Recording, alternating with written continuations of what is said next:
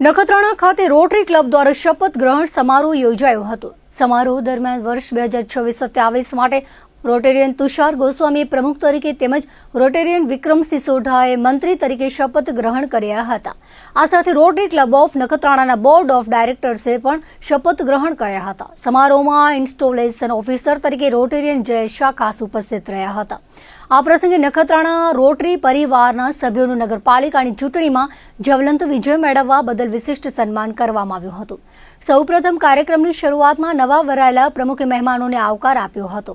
Rotarian Ramdevsinh જાડેજાએ જણાવ્યું હતું કે રોટરી ક્લબ ઓફ નખત્રાણાના સભ્યો વચ્ચેની એકતા ખૂબ જ પ્રેરણાદાયી છે અને ભવિષ્યમાં પણ આ એકતા જળવાઈ રહે તેવી શુભેચ્છા વ્યક્ત કરી હતી। કાર્યક્રમ દરમિયાન ઉપસ્થિત તમામ મહેમાનોનું શાલ, મોમેન્ટો અને પુષ્પગુચ્છ અર્પણ કરીને સન્માન કરવામાં આવ્યું હતું। ગત વર્ષ દરમિયાન ક્લબ દ્વારા કરવામાં આવેલી વિવિધ સેવાકીય પ્રવૃત્તિઓનો અહેવાલ રજૂ કરવામાં આવ્યો હતો। ભુજના ભાનુશાલી નગર સ્થિત ભવનાથ મહાદેવ મંદિર ખાતે ગુરુ પૂર્ણિમા અને સંત રવિદાસ મહારાજની 650મી જન્મ જયંતિના પાવન પ્રસંગે ભારતીય જનતા પાર્ટી દ્વારા એક વિશેષ કાર્યક્રમનું આયોજન કરવામાં આવ્યું હતું। આ કાર્યક્રમમાં કચ્છ જિલ્લા ભાજપ પ્રમુખ દેવીજીભાઈ વર્ચન ખાસ ઉપસ્થિત રહ્યા હતા। તેમણે જણાવ્યું હતું કે આજના પવિત્ર દિવસે કચ્છ જિલ્લાના તમામ તીર્થધામોમાં સંતોના આશીર્વાદ લેવામાં આવ્યા છે અને સમગ્ર દેશ તથા રાજ્યમાં સુખ શાંતિ જળવાઈ રહે તે માટે પ્રાર્થના કરવામાં આવી છે। આ પ્રસંગે સંત રવિદાસ મહારાજના જીવન અને તેમના સનાતન મૂલ્યોને યાદ કરીને સૌએ તેમના દર્શાવેલા માર્ગ પર ચાલવાનો દ્રઢ સંકલ્પ લીધો હતો। આ ભવ્ય મહાઆરતીના આયોજન સાથે સમગ્ર કાર્યક્રમ ભક્તિમય વાતાવરણમાં સંપન્ન થયો હતો। આ પ્રસંગે શહેર ભાજપના હોદ્દેદારો, વિવિધ સમાજોના આગેવાનો, સ્થાનિક રહેવાસીઓ મોટી સંખ્યામાં હાજર રહ્યા હતા। આજે ભારતીય જનતા પાર્ટી કચ્છ જિલ્લા દ્વારા સમગ્ર દેશમાં એમ ગુજરાતમાં એમ કચ્છમાં બધી જગ્યાએ ગુરુ પૂર્ણિમા નિમિત્તે એ અલગ અલગ જગ્યાએ સંતોને મળી અને એમના આશીર્વાદ લીધા છે। અમારા સૌ ધારાસભ્યશ્રીઓ, સાંસદશ્રી બધાએ આજે સવારથી જ આખા જિલ્લામાં જેટલા કચ્છના પવિત્ર તીર્થધામો છે એમના એ પૂજનીય સંતોના આશીર્વાદ લીધા છે અને દેશમાં સુખકારી રહે એના માટેની એમના આશીર્વાદ મેળવ્યા છે।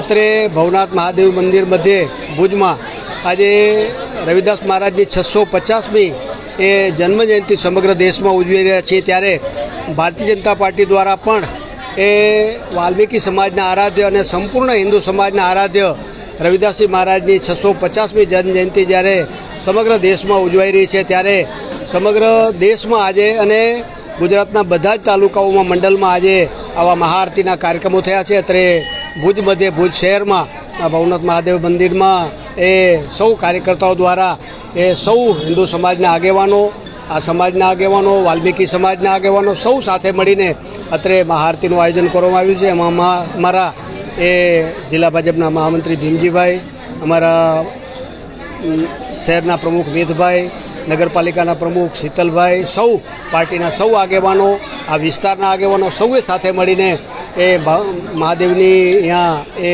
મહાઆરતીના કાર્યક્રમમાં સૌ દેશમાં સુખ શાંતિ રહે એના માટેની પ્રાર્થના કરી છે અને રવિદાસ મહારાજની જે જન્મજયંતિ સમગ્ર દેશમાં ઉજવવાની છે ત્યારે સૌ સમાજ સાથે મળીને એ સાથે એ રવિદાસ મહારાજના જીવન કવન એના જીવનમાં જે પ્રકારે એમણે સંઘર્ષ કરીને અને સંપૂર્ણ સમાજને સનાતનના જીવન મૂલ્યો એ ફરી પાછા પુનર્જીવિત થાય એના માટે એ એમણે કામ કર્યું છે, એના રસ્તે ચાલવાના સૌએ અત્રે એ સંકલ્પ લીધો છે।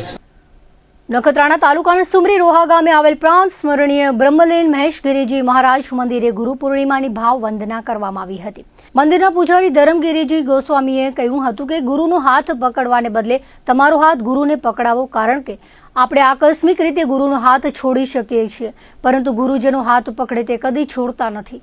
સદગુરુનું શરણું ભવસાગર તરવાની નૈયા છે એવા વહાલ સોયા ચરણ પૂજ્ય મહેશગીરી મહારાજના ચરણોમાં કોટી કોટી વંદન સાથે ગુરુ પૂર્ણિમાની વધાઈ આપી હતી।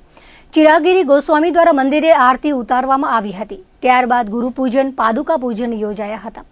સુર ઓર્કેસ્ટ્રાના સંગાતે શશી મોતા, ગ્રુપના સુરીલા કલાકારો મિત્તલ પંડ્યા, કિશન પંડ્યાએ ગુરુમુખી વાણીની રમઝટ બોલાવી હતી। શાસ્ત્રી રાજા મહારાજે શાસ્ત્રોક્ત વિધિ કરી હતી। સદગુરુ સેવકો દ્વારા મહાપ્રસાદ યોજાયો હતો। આ ટાંકણે આસપાસના ગામોના સેવકો મોટી સંખ્યામાં ઉપસ્થિત રહ્યા હતા। વહેલી સવારથી સમાધિ મંદિરે ભાવિકોની દર્શનાર્થે લાઈન લાગી હતી। ભુજ તાલુકાના કુકમા ખાતે બુધવારે ગુરુવારે પૂર્ણિમાના પાવન અવસરે સેવા કાર્યો કરાયા હતા. દાતાઓના સહયોગથી કુકમા ગામે ઝૂંપડપટ્ટી વિસ્તારમાં વસતા ગરીબ પરિવારના બાળકોને શિક્ષિત કરવા બારાક્ષરી, સ્લેટ, ચોક પેન વિતરણ કરવામાં આવી હતી. સાથે ખીરપુરીના પ્રસાદનું વિતરણ કરાયું હતું. આ પ્રસંગે સાર્થક મહિલા વિકાસ ટ્રસ્ટના અધ્યક્ષ તેમજ સેવાભાવી મહિલાઓ ઉપસ્થિત રહ્યા હતા. સંસ્થાના અધ્યક્ષ દ્વારા જાહેર જનતાને અપીલ કરવામાં આવી કે આવા કોઈ પણ શુભ પ્રસંગે ઝૂંપડપટ્ટી વિસ્તારમાં વસતા બાળકોની મુલાકાત લેવા અપીલ કરી હતી અને બની શકે તેટલી તેમને મદદ કરવા જણાવ્યું હતું. આ પ્રસંગે સંસ્થાના પ્રમુખ દ્વારા બાળકોને સારા ભવિષ્ય માટે શિક્ષિત થવા અને સંઘર્ષ કરવા પ્રેરિત કરાયા હતા. કચ્છ જિલ્લા NSUI દ્વારા વિદ્યાર્થીઓના પ્રશ્નો અને પડકારોને વાચા આપવા માટે છાત્ર ગુંજ કાર્યક્રમનું આયોજન કરવામાં આવ્યું હતું. આ અભિયાન અંતર્ગત ગવર્મેન્ટ પોલિટેકનિક કોલેજ ભુજ ખાતે વિદ્યાર્થીઓ સાથે એક વિશેષ સંવાદ કાર્યક્રમ યોજાયો હતો. કાર્યક્રમ દરમિયાન વિદ્યાર્થીઓ સાથે વર્તમાન સમયના ગંભીર મુદ્દાઓ પર વ્યાપક ચર્ચા કરવામાં આવી હતી, જેમાં મુખ્યત્વે પેપર લીક થવાની ઘટનાઓને અટકાવવા અને જો આવું બને તો કયા પગલાં લેવા તે અંગે ચર્ચા થઈ હતી. વિદ્યાર્થીઓએ સ્પષ્ટ મત વ્યક્ત કર્યો હતો કે પેપર લીક કરનારા માફિયાઓ સામે અત્યંત કડક કાયદો બનાવવામાં આવે, જેથી ભવિષ્યમાં કોઈની પણ આ પ્રકારની હિંમત ન થાય. વિદ્યાર્થીઓએ જણાવ્યું હતું કે પેપર લીક જેવી દુર્ઘટનાઓની સીધી નકારાત્મક અસર માત્ર પરીક્ષાર્થી પર જ નહીં, પરંતુ તેના સમગ્ર પરિવારની મહેનત અને આર્થિક સ્થિતિ પર પડે છે. સ્થાનિક કોલેજોની સમસ્યાઓમાં પ્રોફેસરોની ઘટ અને સાફ સફાઈના અભાવ જેવા મૂળભૂત પ્રશ્નો પર પણ ગહન ચર્ચા કરાઈ હતી. સંવાદ કાર્યક્રમ દરમિયાન ગવર્મેન્ટ પોલિટેકનિક કોલેજના ઉત્સાહી વિદ્યાર્થીઓનો ઉત્સાહભેર NSUI પરિવારમાં જોડાવામાં આવ્યા હતા. પ્રમુખ ઋષિરાજસિંહ જાડેજા દ્વારા તમામ નવા સભ્યોને પુષ્પહાર પહેરાવી સંગઠનમાં આવકારવામાં આવ્યા હતા અને કોલેજ માટે નવી ટીમની સત્તાવાર જાહેરાત કરવામાં આવી હતી. કાર્યક્રમ કચ્છ જિલ્લાના પ્રમુખ ઋષિરાજસિંહ જાડેજાની અધ્યક્ષતામાં યોજાયો હતો. આ ઉપરાંત કાર્યક્રમમાં ગવર્મેન્ટ પોલિટેકનિક કોલેજની ટીમ અને મોટી સંખ્યામાં વિદ્યાર્થીઓ ઉપસ્થિત રહ્યા હતા. સરસ્વતમ સંચાલિત પુંજાભાઈ આણંદજી હાઈસ્કૂલ નિરોણા ખાતે ધોરણ 9 થી 12ના વિદ્યાર્થીઓ માટે 108 ઇમરજન્સી એમ્બ્યુલન્સ સેવા અને પ્રાથમિક સારવાર અંગે જાગૃતિ તથા માર્ગદર્શન કેમ્પનું આયોજન કરાયું હતું. કાર્યક્રમ શાળાના આચાર્ય ડોક્ટર VM ચૌધરી, 108ના program manager doctor Bhavar Prajapati, EME Hiren જોશીના માર્ગદર્શન હેઠળ યોજાયો હતો. કાર્યક્રમની શરૂઆતમાં ઉપસ્થિત EMT સુરેશ સોલંકી અને પાયલોટ જયરામ ઠાકોરનું શાળાના આચાર્ય દ્વારા શાબ્દિક સ્વાગત કરાયું હતું. આ પ્રસંગે 108ના program manager doctor Bhavar Prajapati અને EMT સુરેશ સોલંકી 108 ઇમરજન્સી સેવાના કાર્યો, તેનો યોગ્ય ઉપયોગ, અકસ્માત કે અન્ય તાત્કાલિક પરિસ્થિતિમાં મદદ મેળવવાની પ્રક્રિયા, પ્રાથમિક સારવારના મૂળભૂત નિયમો, CPR તેમજ સાપ કરડવાના બનાવોમાં રાખવાની સાવચેતી અને પ્રાથમિક સારવાર અંગે વિસ્તૃત અને પ્રાયોગિક માર્ગદર્શન આપ્યું હતું. સાથે જ ઇમરજન્સી સમયે ગભરાયા વિના યોગ્ય નિર્ણય લઈ અસરકારક રીતે સેવા મેળવવા અંગે પણ વિદ્યાર્થીઓને માહિતગાર કરાયા હતા. આચાર્ય ડોક્ટર VM ચૌધરીએ જણાવ્યું હતું કે 108 ઇમરજન્સી સેવા અનેક લોકો માટે જીવન રક્ષક સાબિત થઈ છે. વિદ્યાર્થીઓને બાળપણથી જ આવી ઉપયોગી માહિતી પ્રાપ્ત થાય તો તેઓ આપત્તિના સમયે યોગ્ય નિર્ણય લઈ પોતે સુરક્ષિત રહી શકે તેમજ અન્ય લોકોની પણ મદદરૂપ બની શકે. તેમણે વિદ્યાર્થીઓને આ જ્ઞાન પોતાના પરિવારજનો અને સમાજ સુધી પહોંચાડવા અનુરોધ કર્યો હતો. કાર્યક્રમ દરમિયાન વિદ્યાર્થીઓએ ઉત્સાહપૂર્વક વિવિધ પ્રશ્નો પૂછીને ઇમરજન્સી સેવા અને પ્રાથમિક સારવાર અંગે ઉપયોગી માહિતી મેળવી હતી.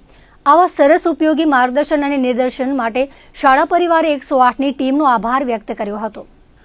ગાંધીધામના DC5 વિસ્તારમાં દિન દહાડે 2 બાઇક સવાર શખ્સોએ એક વૃદ્ધ મહિલાના ગળામાંથી ચેન ઝૂંટવાનો પ્રયાસ કર્યો હતો. જો કે મહિલાના ગળામાં રહેલી માળા ખોટી મોતીની હોવાથી આરોપીઓના હાથમાં ખાસ કંઈ લાગ્યું ન હતું. સમગ્ર ઘટના નજીકમાં લાગેલા CCTV કેમેરામાં કેદ થઈ હતી. જાહેર રસ્તા પર બનેલી આ ઘટનાથી સ્થાનિકોમાં ભયનો માહોલ ફેલાયો છે અને પોલીસ દ્વારા CCTV ફૂટેજના આધારે આરોપીઓની શોધખોળ હાથ ધરવામાં આવી છે. ગાંધીધામમાં નૂરી મસ્જિદ સામે ગુરુવારે ગંભીર માર્ગ અકસ્માત સર્જાયો હતો. સિક્યુરિટી ગાર્ડને લઈ જતી બોલેરો વાન આગળ ચાલતા ટ્રક સાથે અથડાઈ હતી. અકસ્માત બાદ પાછળથી આવી રહેલા અન્ય ટ્રકે પણ બોલેરોને ટક્કર મારી હતી, જેથી બોલેરો વાન 2 ટ્રકોની વચ્ચે ફસાઈ ગઈ હતી. અકસ્માતમાં બોલેરોમાં સવાર 3 થી 4 સિક્યુરિટી ગાર્ડને નાની મોટી ઈજાઓ પહોંચી હતી. ઈજાગ્રસ્તોને સારવાર માટે હોસ્પિટલમાં લઈ જવા માટેની તજવીજ હાથ ધરાઈ હતી. જો કે સદનસીબે જાનહાનિના કોઈ સમાચાર સામે આવ્યા ન હતા. ઘટનાને પગલે સ્થળ પર લોકોના ટોળેટોળા ઉમટી પડ્યા હતા અને વધુ તપાસ હાથ ધરાઈ હતી.